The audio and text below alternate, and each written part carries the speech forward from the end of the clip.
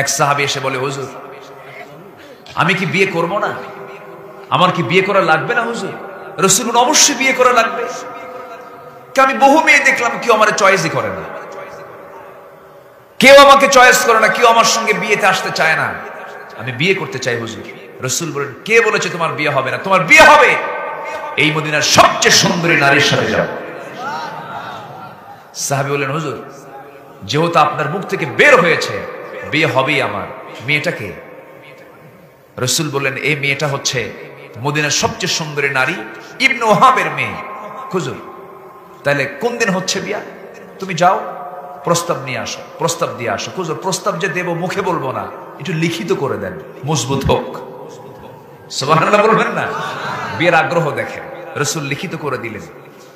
রেসালা নিয়ে মেয়ের বাবার কাছে গিয়ে বলতেছে, এই মেয়ের বাপ ইবনে ওহাব, এই সিটি পড়, তাড়াতাড়ি ব্যবস্থা কর, বিয়ে করতে হবে।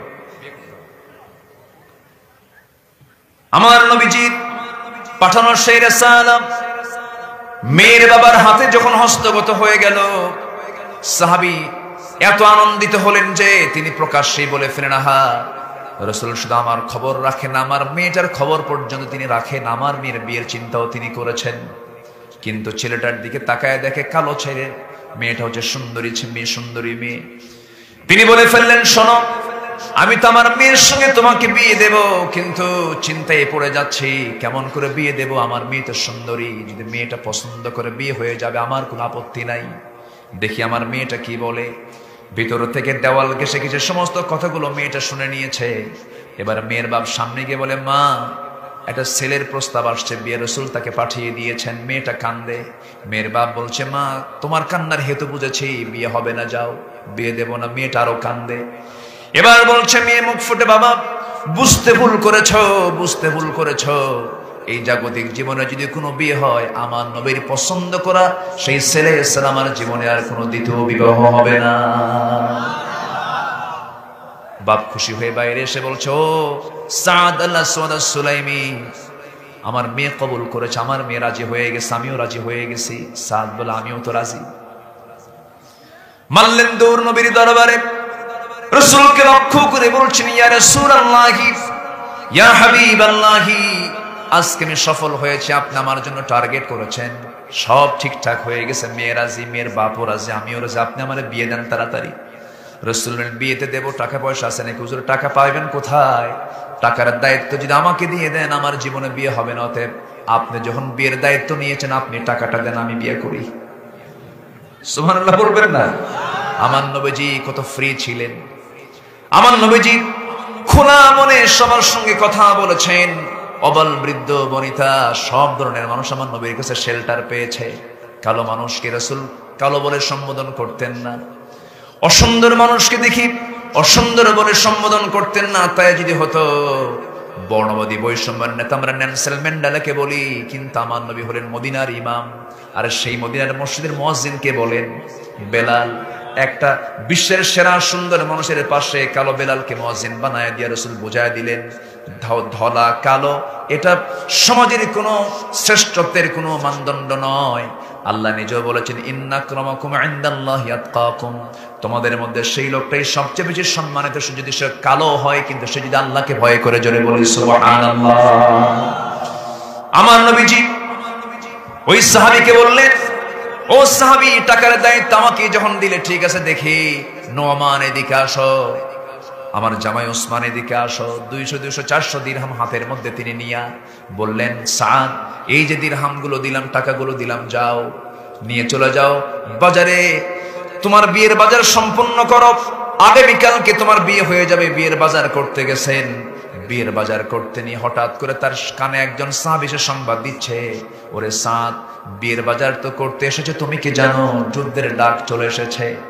এই কথা শোনা মাত্রই কিছুক্ষণ তিনি চক্ষুটা মাটির উপরে রেখে মাটির দিকে লক্ষ্য করে তাকায়া কিছুক্ষণ নীরবে চিন্তা করে ভাবলেন, বিয়ের পিড়িতে বারবার বসার সুযোগ আছে, কিন্তু জিহাদের ডাক শুনেছে জীবনে, জিহাদের ডাক আর জীবনে আমার কানে নাও আসতে পারে। এই চিন্তা মাথায় নিয়া জিহাদকে প্রাধান্য দিলেন। ওয়াল্লাযীনা আমানু ওয়া হাজারু ওয়া জাহাদু ফি সাবিলিল্লাহ। ঈমান শুধু আনলেই হবে না, জিহাদের তামান্নাও থাকার দরকার আছে। আমার ভাইয়েরা, এই সাদ করলেন কি? কিছুক্ষণের মধ্যে সিদ্ধান্ত চেঞ্জ করে ফেললেন। ওই 400 দিরহাম দিয়ে একটা ঘোড়া কিনলেন, একটা তরবারি কিনলেন, যুদ্ধে ঝাঁপিয়ে পড়লেন। যুদ্ধ শুরু হয়ে গেছে। সেই যুদ্ধের এক পর্যায়ে সাদকে কাফেরদের দ্বারা আক্রান্ত তিনি হলেন, শাহাদত বরণ করলেন। সাদ আল-আসওয়াদ রাদিয়াল্লাহু তাআলা আনহু দুনিয়া থেকে যখন বিদায় নিয়ে নিলেন, নবীর কানে সংবাদ গেল, ইয়া রাসূলুল্লাহ, যে সাদের বিয়ের কথা গতকালকে ছিল সেই সাদ দুনিয়া থেকে বিদায় নিয়েছে। আমার নবীজি নিজেকে ধরে রাখতে পারলেন না, নিয়ন্ত্রণ করতে পারলেন না। নিজেই রাসূল দৌড়ায় তাকে দেখার জন্য চলে গেলেন। গিয়ে দেখেন তার লাশটা ছিন্ন বিচ্ছিন্ন হয়ে পড়ে আছে, লম্বা লম্বা চুলে রক্ত দিয়া সয়লাব হয়ে আছে। আমার নবীজি কাছে গিয়া মাথার চুলগুলো গোছায়া দিয়া দূরে এসে তার চেহারার দিকে অপলক নেত্রে তাকিয়ে থেকে একবার হাসেন একবার কাঁদেন, একবার হাসেন একবার কাঁদেন। সাহাবায়ে কেরাম বলছেন, ইয়া রাসূলুল্লাহ, ইতিপূর্বে তা আপনার দ্বারা এমন আচরণ আমরা লক্ষ্য করি নাই, আপনি এমন করছেন কেন? হাসেন আবার কাঁদেন কেন? আমার নবীজি বলছেন, সাহাবীরা শোনো, আমার হাসির কারণ হলো আর কান্নার কারণ হলো দুই রকম। কাঁদতেছি এই জন্য নিজেই সমস্ত কিছু আয়োজন সম্পূর্ণ করলাম। আমার সাদ বিয়ে করবে, বিয়ের বাজার করতে গেছে, কিন্তু এই জন্য কাঁদতেছি। সব আয়োজন আমি সম্পূর্ণ করলাম, কিন্তু সাদ এই জাগতিক জীবনে একজন নারীর স্বাদ পেল না, বিয়ে করতে পারলো না। এর জন্য আমি কাঁদতেছি আর হাসতেছি। এই জন্য আমার সাদ দুনিয়া থেকে বিদায় হওয়ার সঙ্গে সঙ্গে লক্ষ্য করে দেখছে আমার সাদ জান্নাতের পাখি হয়ে জান্নাতের মধ্যে উড়ে বেড়াতেছে, আর জান্নাতের হুররা তাকে টানাটানি করে বেহেশতের এদিক সেদিক সুন্দর করে ঘুরে বেড়াতেছে। জোরে বলেন সুবহানাল্লাহ। আমার নবীজি বলেন, সাহাবীরা জানাজার আয়োজন করো। জানাজা শুরু হয়ে গেল। আমার নবীজি নিজে জানাজা সম্পন্ন করলেন। সাহাবায়ে কেরামকে লক্ষ্য করে বলেন, সাহাবীরা, আমার সাদ যে ঘোড়া দিয়ে যুদ্ধ করেছে, যে তরবারিতে যুদ্ধ করেছে, সেই ঘোড়া এবং তরবারি আমার সামনে হাজির করা হলো। রাসূল বলেন, এই মদিনার সবচেয়ে সুন্দরী নারী যার সঙ্গে আমার সাদের বিয়ের কথা ছিল, সেই মেয়েটা কোথায়? একটু আড়ালে ডাকা হলো। রাসূল বলছেন, ও হুরে মদিনা, এই মদিনার সবচেয়ে সুন্দরী নারী হলে তুমি, কিন্তু তুমি বড় ভাগ্যবতী। আমার সাদ তোমাকে বিয়ে করতে চেয়েছিল, কিন্তু বিয়ে করতে পারে নাই। আমার সাদ দুনিয়া থেকে বিদায় হয়ে গেছে। আমার সাদ বিয়ের বাজার না করতে পারলেও যুদ্ধের বাজার করেছে, জান্নাতের বাজার করেছে। সেই বাজার, সেই ঘোড়া আর সেই তরবারি আমি তার পক্ষ থেকে তার স্মৃতি ধরে রাখার জন্য আমি তোমাকে হাদিয়া স্বরূপ দিয়ে দিলাম। জোরে বলেন সুবহানাল্লাহ। রাসূল বিয়ে কি ইজি করে দিয়েছেন? জিনা কঠিন করে দিয়েছেন? আমার নবীর রাষ্ট্রে জিনা কি কঠিন না সহজ? কঠিন ছিল। বিয়েটা সহজ ছিল, কিন্তু আজকের সমাজে বিয়ে কঠিন না জিনা কঠিন? কি? বিয়ে কঠিন, জিনা সহজ। জিনা হয়ে গেছে ইজি। জিনা করলে কোনো দোষ নাই, আর বিয়ে করলে খোঁজে রেজিস্ট্রি আছে কিনা। ঠিক আছে না? বিয়ে করলে কি কয়? রেজিস্ট্রি আছে কিনা, কার দাদার কাবিন নামা আছে, কার নানার কাবিন নামা আছে। যদি এটাই যদি সবচেয়ে বড় কন্ডিশন হয়, অপরাধ হয়, সব দাদারাই অপরাধী। সব দাদারাই অপরাধ। ইজাব কবুল হয়ে যাবে, সাক্ষী হাজির হবে, বিয়ে হয়ে যাবে, বাস খালাস, ক্লিয়ার। ইসলাম বলছে। সম্মানিত ভাইয়েরা, বিশেষ করে যুবকদেরকে বলবো, জেনার কাজে যাবা না।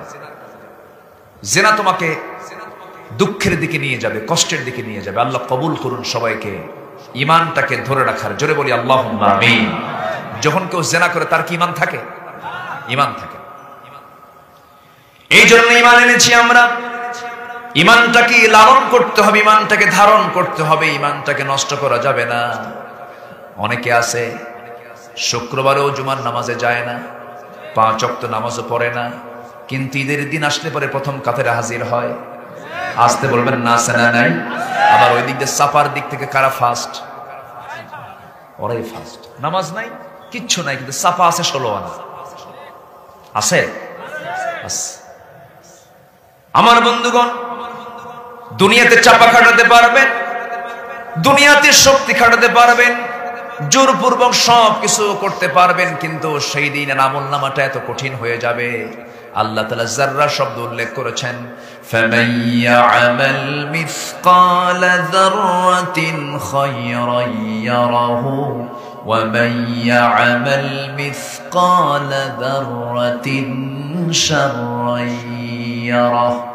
যে ব্যক্তি যাররা পরিমাণ ভালো কাজ করবে সেদিন সে দেখতে পাবে, যাররা পরিমাণ খারাপ কাজ করবে তাও সেদিন সে দেখতে পাবে। আবার আল্লাহ তাআলা আরেক জায়গায় বলেছেন ফাআম্মা মান সাকুলাত মাওয়াজিনুহু ফাহুয়া ফি ঈশাতির রাদিয়াহ ওয়া আম্মা মান খাফফাত মাওয়াজিনুহু ফাউম্মুহু হাভিয়াহ ওয়া মা আদরাকা মা হিয়া নারুন হামিয়া।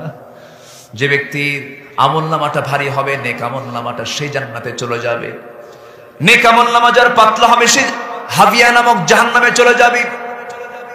হাবিয়া জাহান্নামটা এত ভয়ঙ্কর, যার আগুন দিয়া নফসটা রূহটা টকবক করবে, আফিদা অন্তরটা টকবক করবে, এত কঠিন যন্ত্রণাদায়ক সেই জাহান্নাম। সেই জাহান্নাম থেকে বাঁচতে হলে ওজনের পাল্লা, নেকের ওজনের পাল্লাটা আমরা হালকা করব না ভারী করব। নেকের পাল্লা ভারী করার জন্য সবচাইতে বড় ওজন বেশি হয়ে যাবে, সবচেয়ে বড় ওজন হয়ে যাবে সেই আমলনামাটা। সে আমলনামা হলো হুসনে খুলক, উন্নত চরিত্র।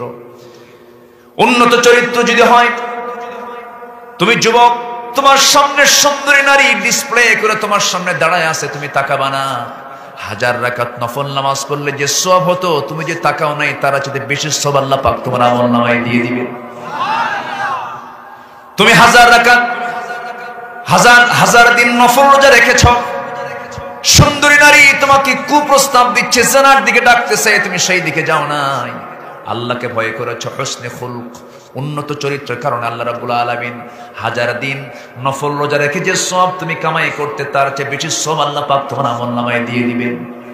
জোরে বলি সুবহানাল্লাহ। ইমানের